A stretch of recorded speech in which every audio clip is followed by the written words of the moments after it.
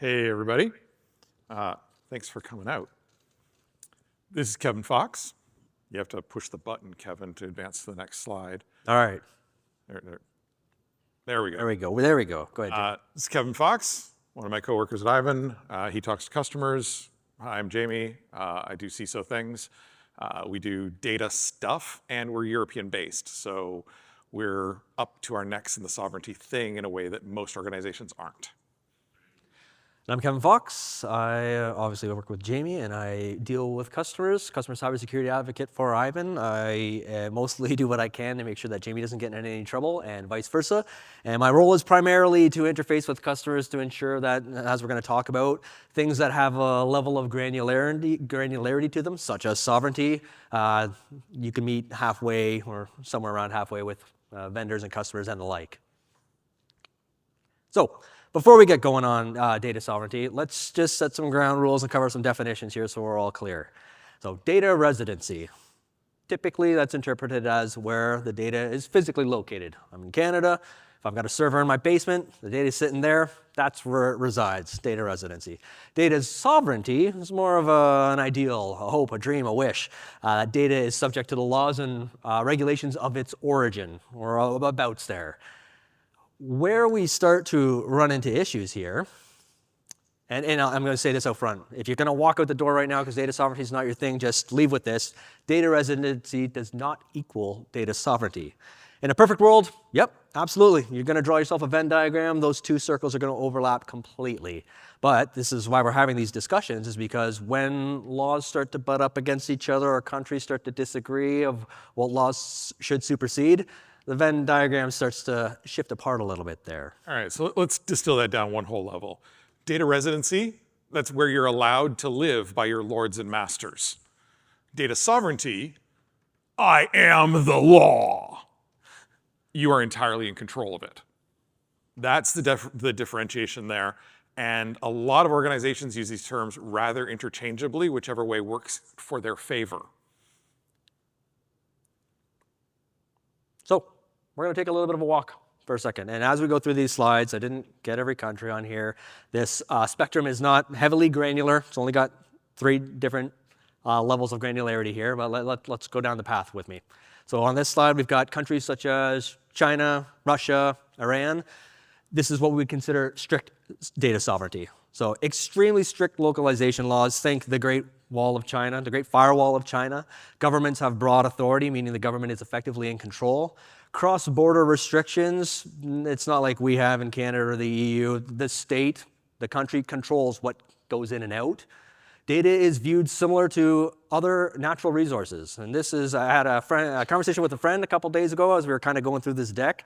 And she said something to the effect of, we could take a page out of Russia's playbook there. And I kind of went, whoa, whoa, whoa. And she said, not the politics, not the politics, but just viewing data as a natural resource. It's kind of a novel idea for some of us.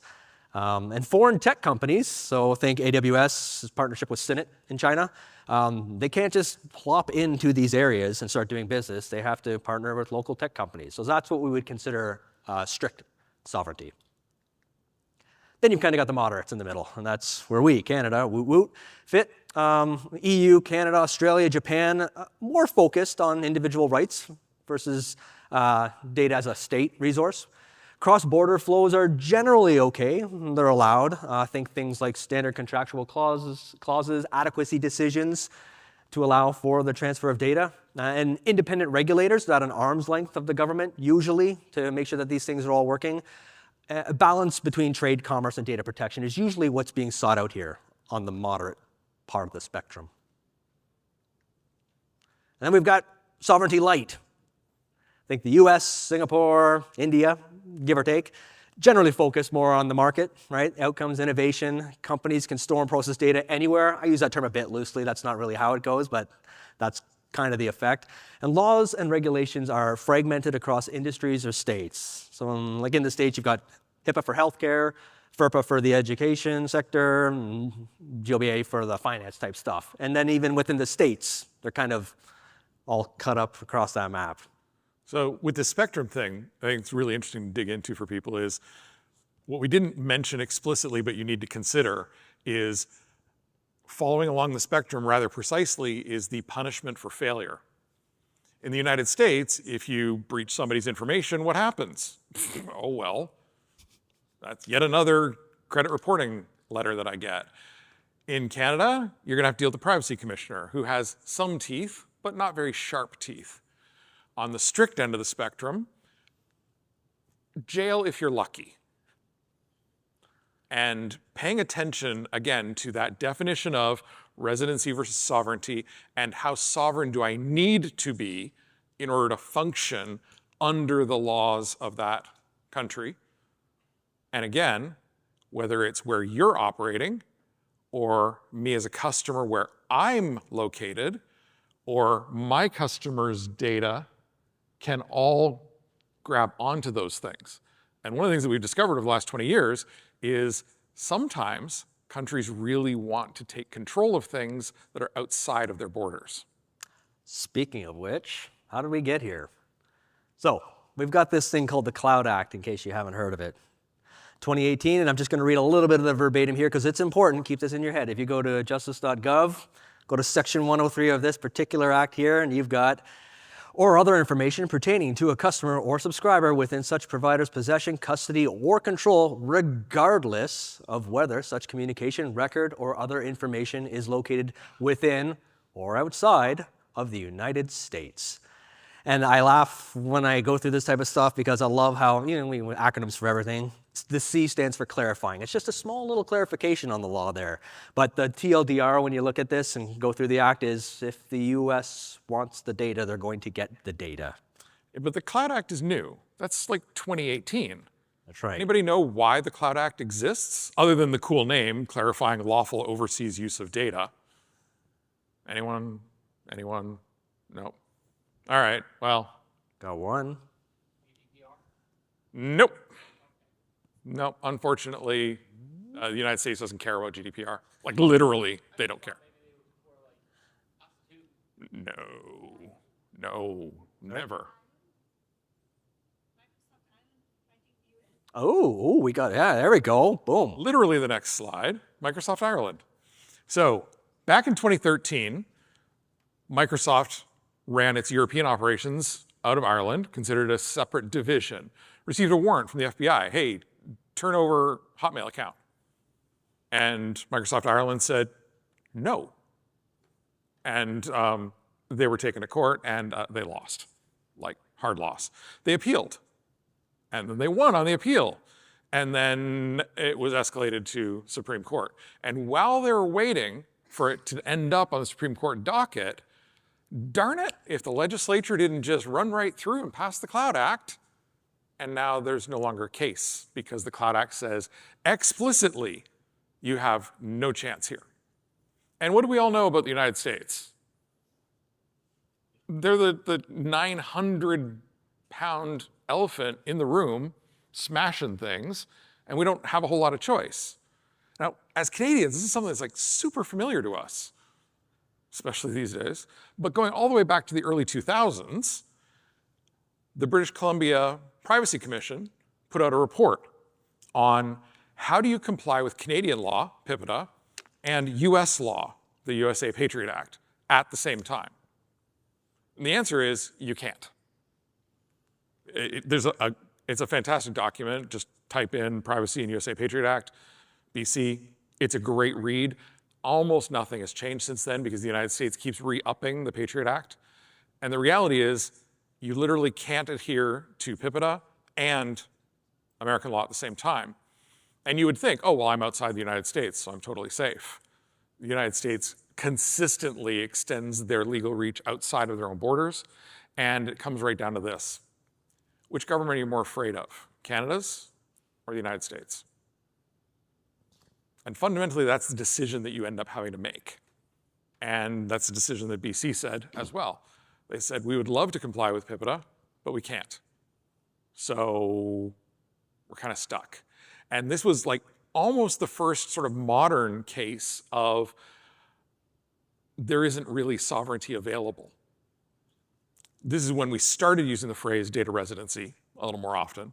But the realization, at least for those of us that are around and practicing at that point, was, yeah, there's basically nothing we can do.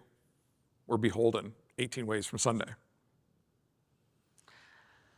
So what happens when those types of pressures are applied? Things like the Cloud Act, the US starts getting their hands on everything. In response, the EU way. We're starting to see more and more sovereign clouds. Now, AWS, Google, Azure, other big providers, they all do this a little bit differently, but the intent is close to the same. They're operated under European entities on behalf of these hyperscalers. Infrastructure is in the European Union. Support and operations are European Union. Data is in the European Union, obviously. And this is just what we see in the market as a response to shifting laws, regulations to remain competitive. And don't get me wrong, AWS, Google, and Azure, they are competitive plenty, but they don't like losing market share to anyone. The way they implemented this is really interesting. So we were just talking about the case of Microsoft Ireland versus Microsoft United States, and you would think, oh, well, those are separate legal entities, totally okay. One's a wholly owned of the other. The way that they've implemented across the big three, and I don't think that Larry Ellison has any interest in doing European things, so it won't happen with OCI, but the way they've implemented this is actually kind of cool. They rolled things back in time. They made a contract with an outside organization, a completely separate company, run by completely unconnected people, and they package up a release of their cloud environment. They put it on like probably 4,000 or 5,000 floppy disks, and they mail it over to this other company, and they install it and they run it. And you'd think, okay, well, that's great. I'm getting, a copy of AWS that's definitely completely safe. But it's feature restricted. It's definitely constrained in the availability of different instance types. Some of those, whether they're like 9,000 different AWS services now, lots of them just don't exist in the sovereign cloud. So, you're gonna get your EC2 and your S3 and networking and maybe a couple of other things, but don't depend on all of the features that are available in US East 2 being available in that sovereign region as well. And they're sitting behind this release cycle. Chunk, chunk, chunk. Now, if anybody's sitting back and going, I've heard of that design pattern before, more recently than when we all did that shit in the early 2000s, this is exactly how FedRAMP is implemented. The only difference being that AWS gets to own their FedRAMP implementation, but the way the software is managed is the same. A cut-down version of it is turned into a release. It goes through a 2002 ITIL change advisory board meeting.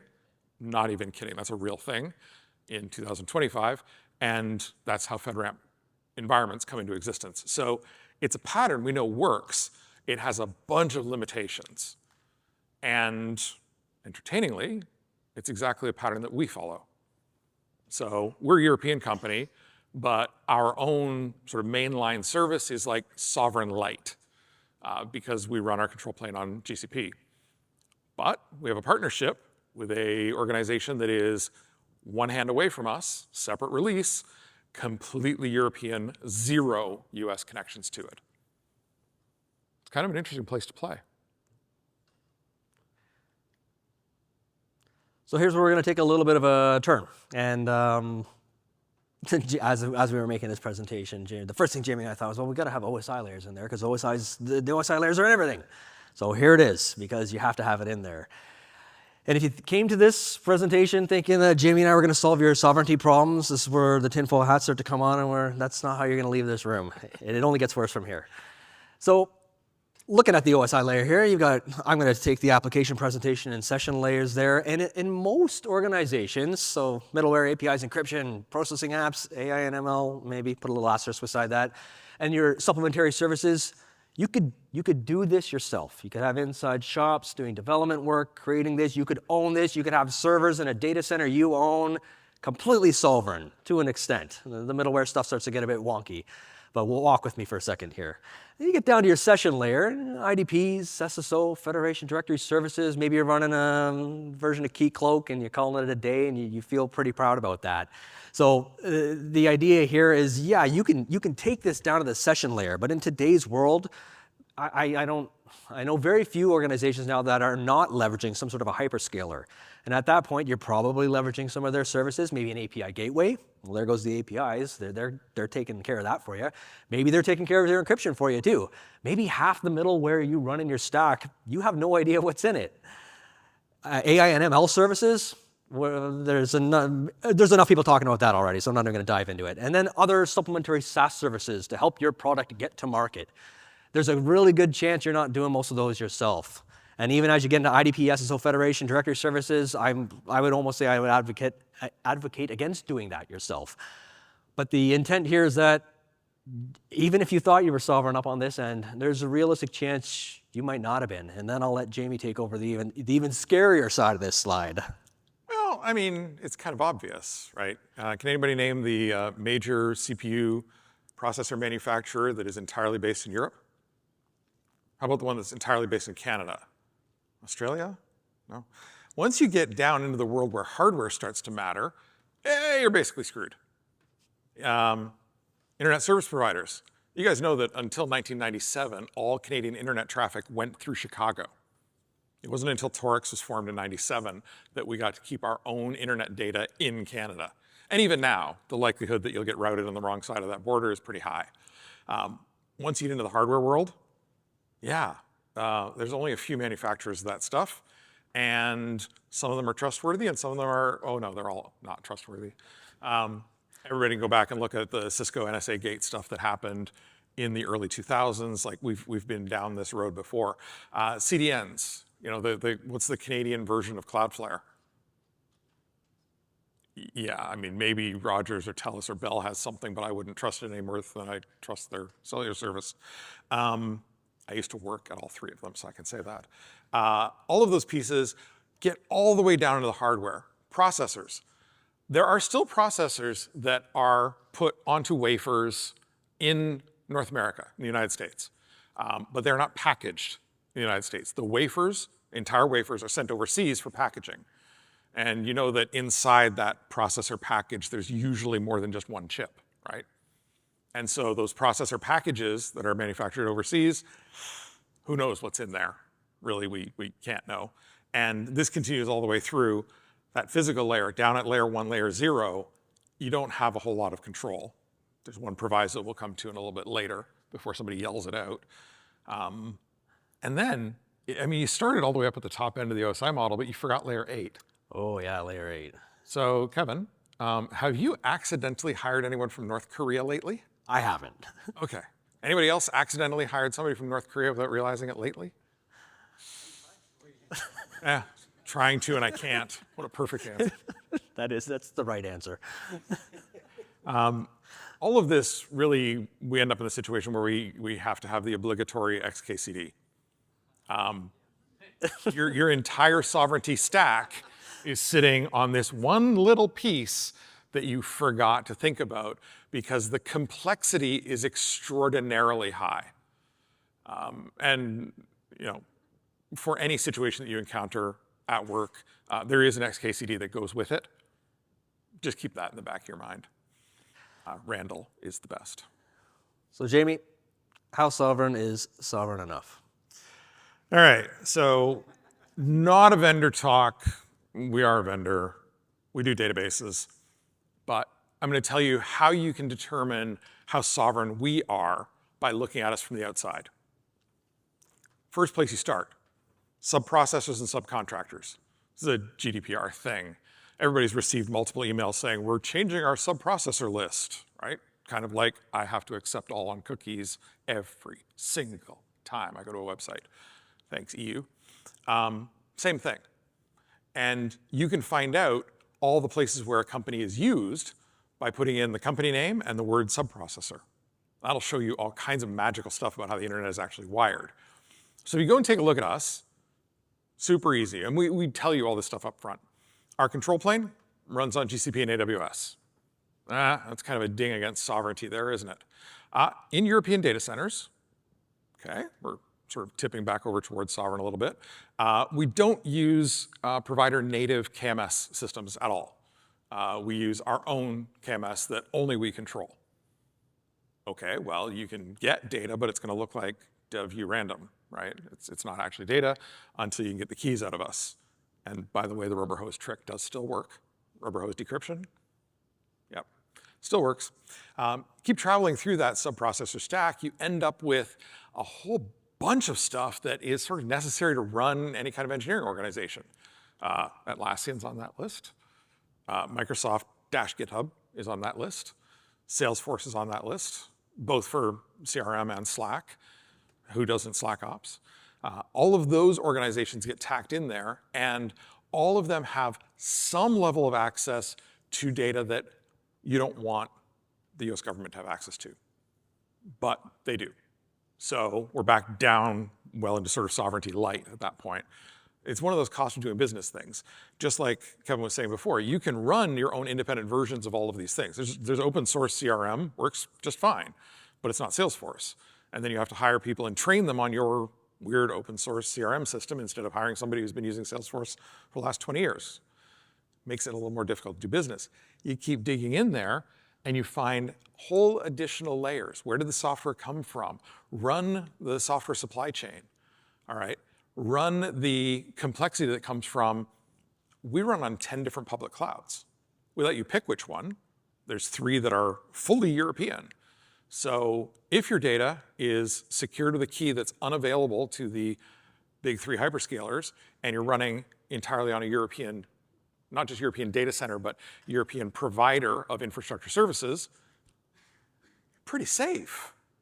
It's a risk decision. It's not black and white, but nothing ever is black and white. It's, yep, that's going to be sovereign enough. There are enough layers that happen there that I can feel safe, that I'm making the best decision I can, knowing concretely that you cannot be 100% sovereign with one little proviso we'll talk about at the end.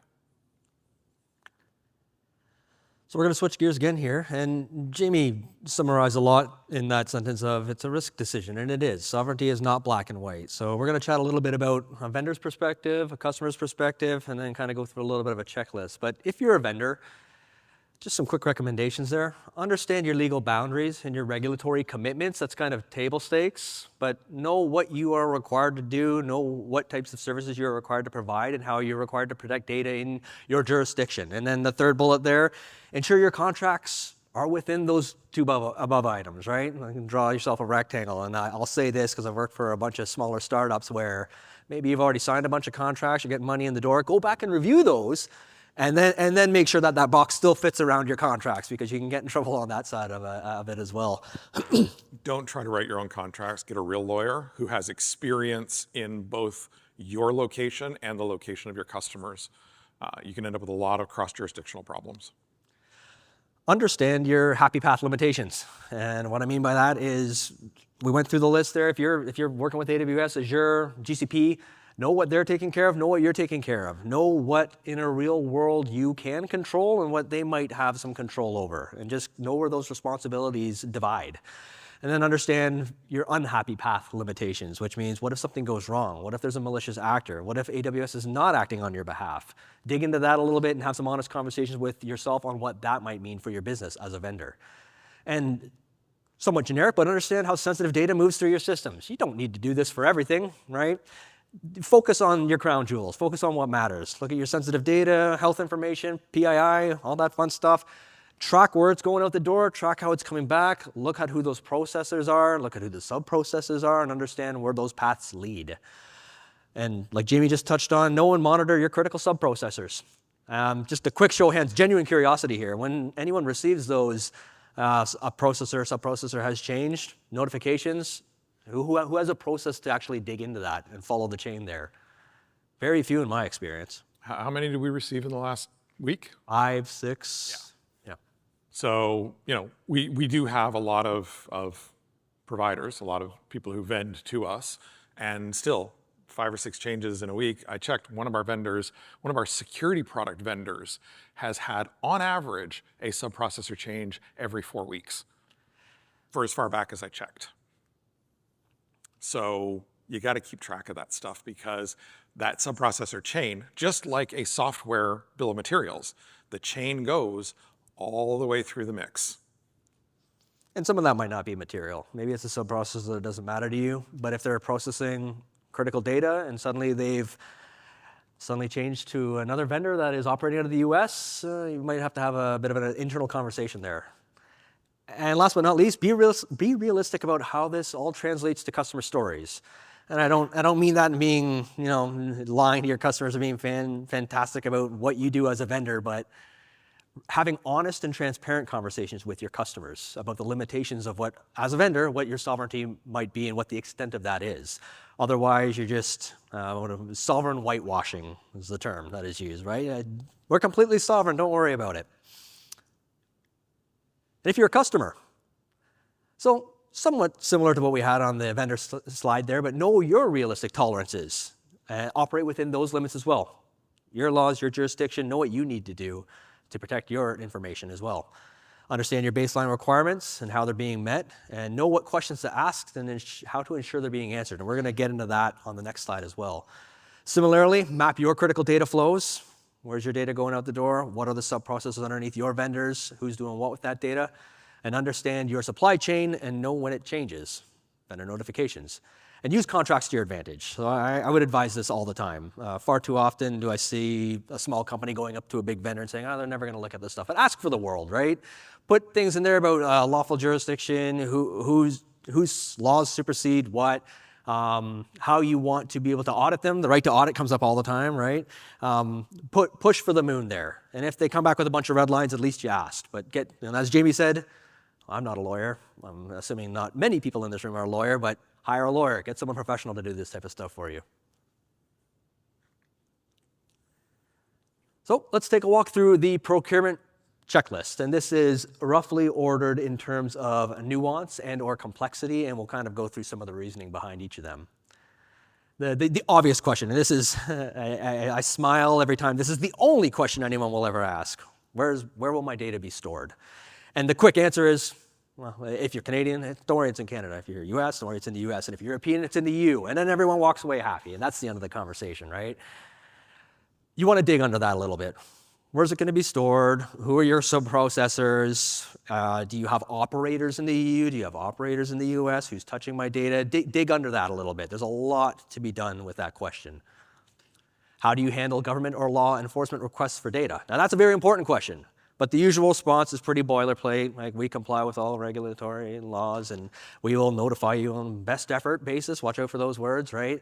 But dig into that. What does that really mean? Will they act on your behalf if there's a lawful request for your data?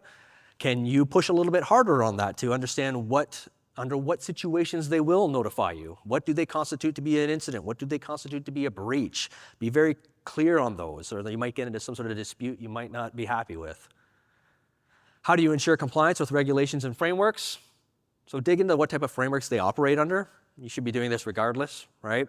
And then understand how they remain compliant with them. Are they getting ISA 3000, SOC 2 type audits? Do they have ISO certifications? Who's checking their work to make sure that they're being compliant with the frameworks that they're telling you they're compliant with? And I touched on this a little bit, but will you notify me about incidents, breaches, or lawful data requests, right? Yes or no there, but dig into the details. How quickly will they notify you? By what channels will they notify you? Who should they reach out to in a case of an emergency? You do have a process for that on your side, right? So that they have somebody to talk to, other than sending an email to whoever the person was who set up the account and your AP account, because those are the only two emails anybody cares about in a vendor. Will data ever leave my region of choice? Important question. And the tip behind that is, what about disaster recovery scenarios, business continuity situations, or just as I touched on, other processors? What if an operator needs to investigate an incident? Are they pulling that data down to their system in the US, in Russia, somewhere else? Be clear on, it's an open-ended question, and if the answer is no, that's fantastic. Make sure that they prove it, but dig into that a little bit. What happens to my data upon termination? Are they keeping it indefinitely? Are they destroying it, cryptographically destroying it? Are they showing you proof of that? Do you have that in your contract? Which sub-processor do you use? We touched on that quite a bit. Who owns and operates the data centers that store my data? Now, that's usually will boil down to one of the hyperscalers at this point, but there was a day where People have had their own data centers. So important to dig into that and just really understand who. And this is where as we're getting into the red zone, this is where the nuance starts to matter. So if you've got we're a wholly Canadian provider, and then you go and ask, okay, well, what data center are you using? Oh, we're an Equinix. That's an American company. So again, you've hit this sort of brick wall of sovereignty. That's not sovereign anymore, because the data center provider who's renting them the cage and providing, at the very least, providing that first glass link out of your infrastructure, not Canadian, subject to the whims of an American. So things start to get real nuanced at this point, and the last 4 points, they're just even more nuanced. Seeing this question more and more across the space. Do you support bring your own key, BYOK? Very important question. It's getting better, but it surprises me how in the early days of this question, a lot of vendors would say, yes, absolutely. And then you'd go to use their platform and please upload your key here. You kind of go, oh, okay, well, I guess I am bringing my own key and just giving it to you.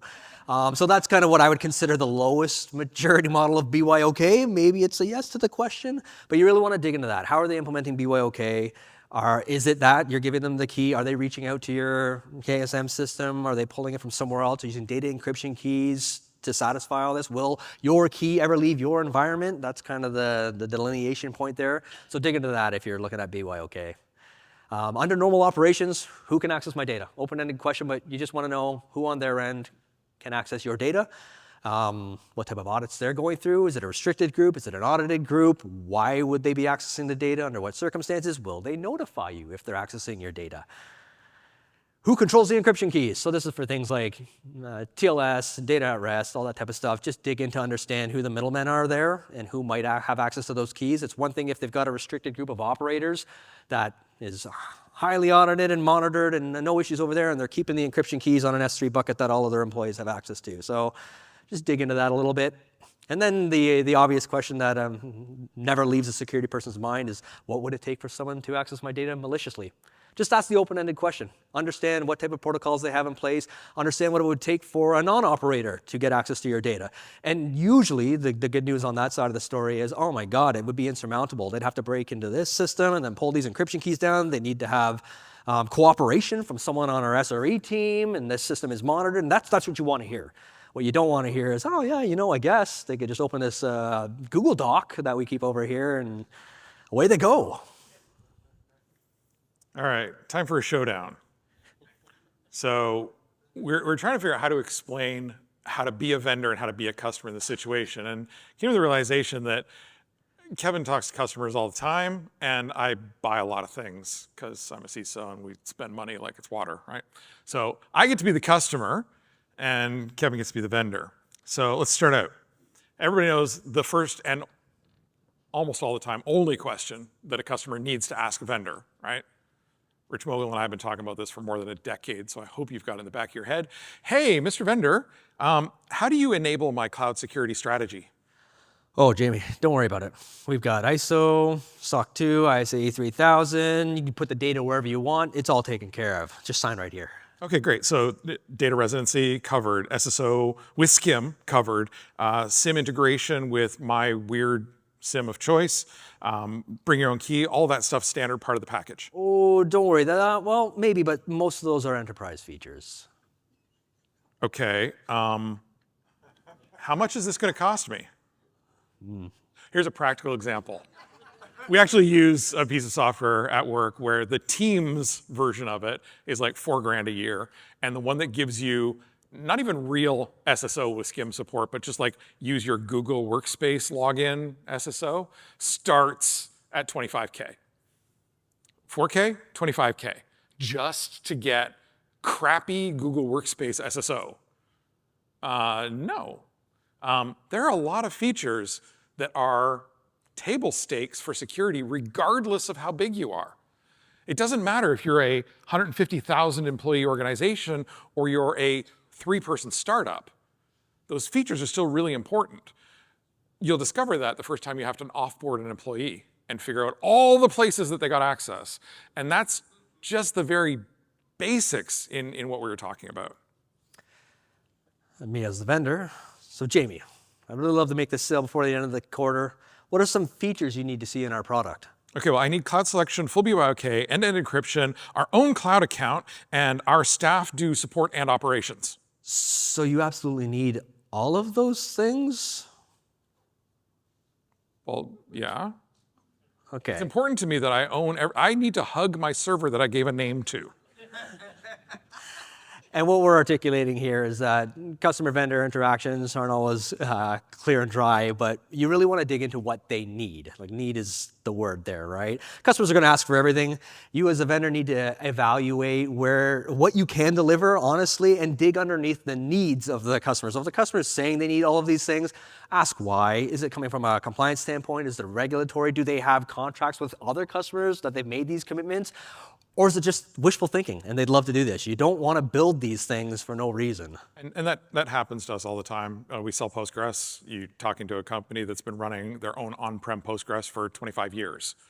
And they have their ideas about how it should be run. But that's not how it actually runs as a managed service. But they want to control how we run it as a managed service.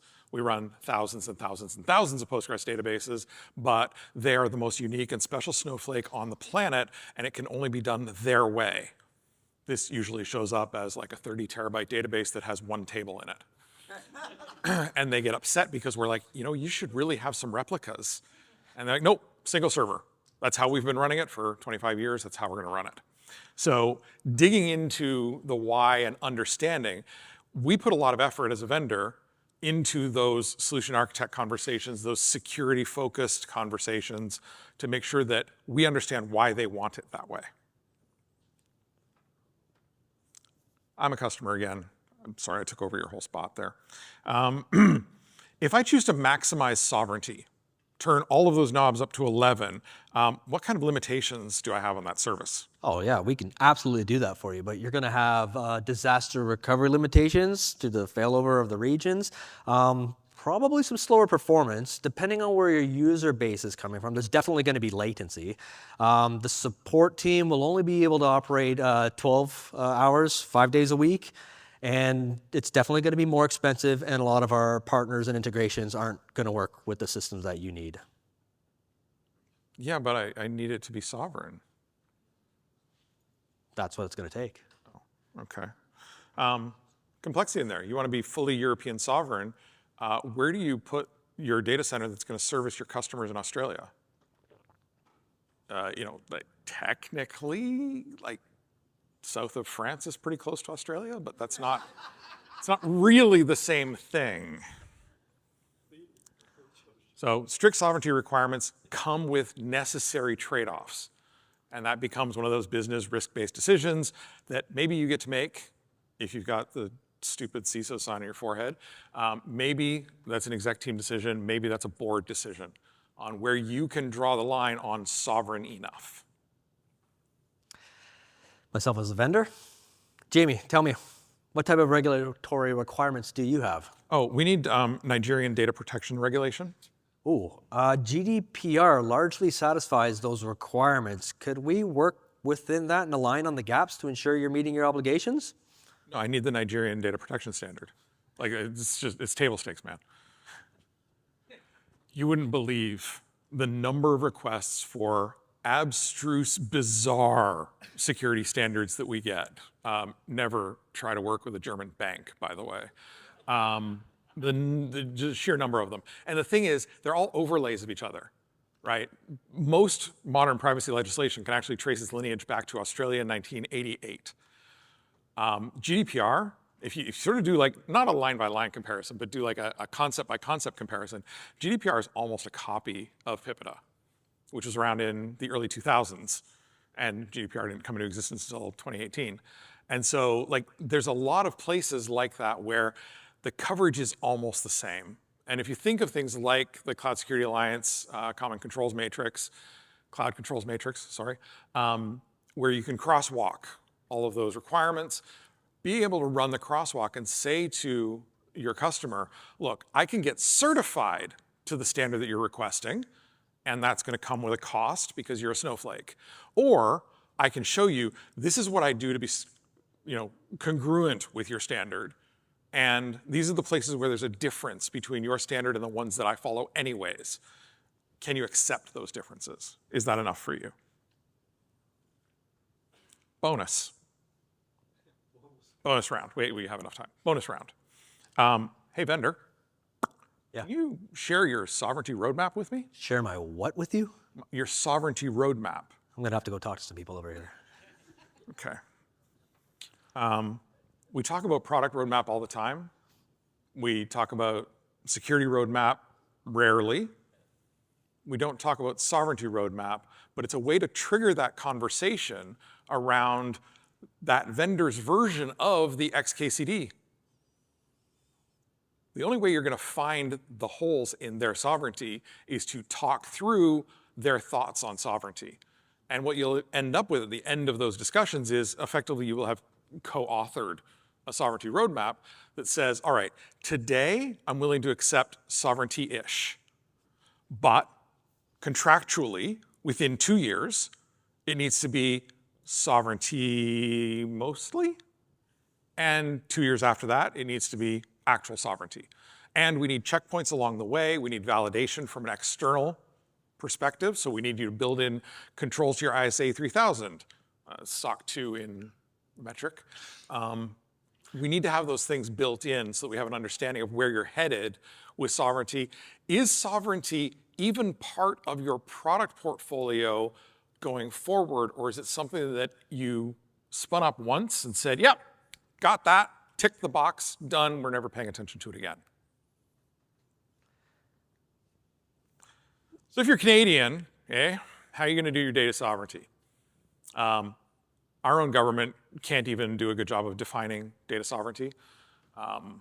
They have 4 or 5 different attempts at data sovereignty running at any given time, and we all know that it's not easy. We can do easy things. We can depend on our close friendship with the United States, but we're on break right now, so you might not want to do that.